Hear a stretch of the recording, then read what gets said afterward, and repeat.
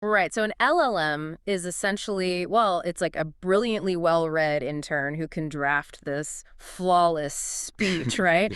But they completely lack the ability to actually book the venue or send out the invitations. Exactly, yeah. They have the semantic understanding, but zero execution capability. Yeah.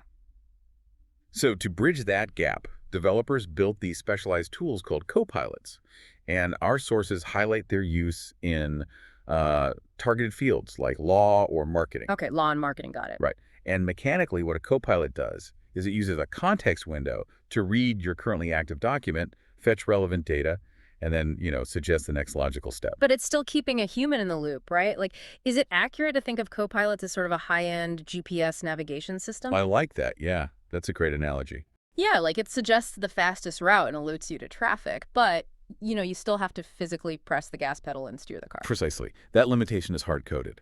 It cannot execute a multi-step plan autonomously. Right. So if we connect this to the bigger picture, that desire for execution usually brings people to robotic process automation or RPA. We've used RPA for years to just automatically move data from a spreadsheet into a database without human intervention.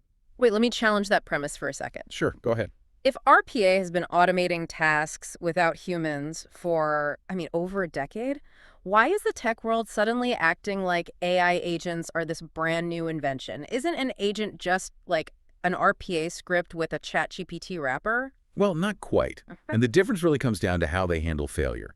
So RPA relies on these very rigid, rule-based scripts and fixed APIs. Okay. It has zero semantic understanding of the data it's processing. So if the tax form updates and the submit button moves down, say, 2 pixels, the RPA just breaks. Oh, I see. So it's like a factory assembly line robot. Exactly. Right. It does the exact same motion flawlessly every single time. But if a part falls off the conveyor belt, the robot just keeps blindly grabbing at empty air. Yes, it grabs at air because it cannot think or adapt to a changing environment. RPA has the hands to execute, but no brain. And meanwhile, LLMs have the brain to understand, but no hands to execute. Spot on.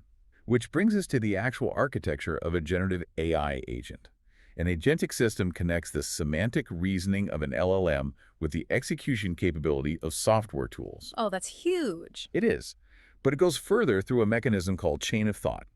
When faced with a broad goal, an agent doesn't just, predict the next word. It breaks the complex goal into smaller logical steps. It plans, and it uses working memory to track its progress.